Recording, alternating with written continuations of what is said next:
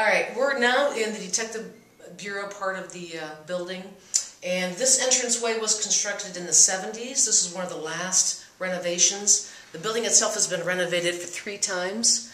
The building itself was built in 1924, and in 1924 this was a fire department. In early 1930s, the police department moved into this building, and it was the first renovation. That was to accommodate the police department as well as other city offices at that point. This, however, as you can tell, it was an outside wall, now an interior wall.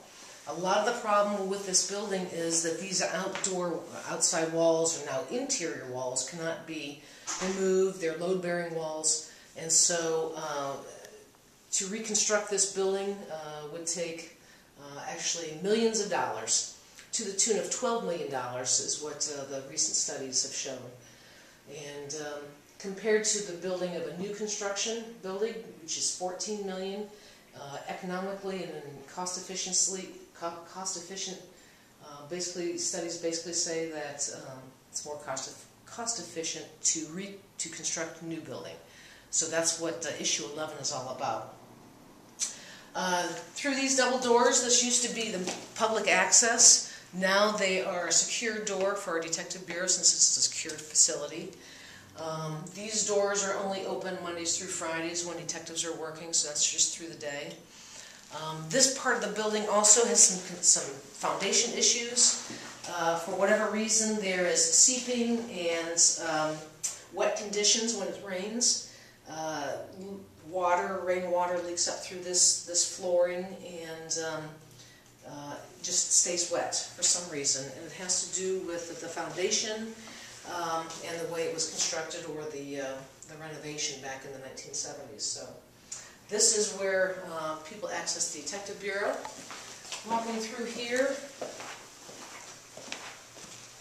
these are where the detectives work, and we have a lieutenant and a sergeant. We also have 3 general investigators.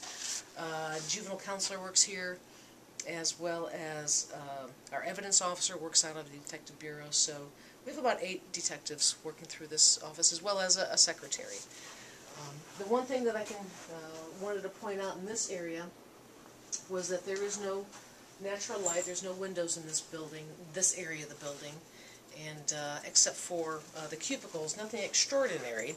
Except I did want to offer that this part of the building does have a rodent problem. We've been dealing with mice and bugs in this part of the building for years, evidenced by the mouse traps that you can probably see various parts of this building. There's one.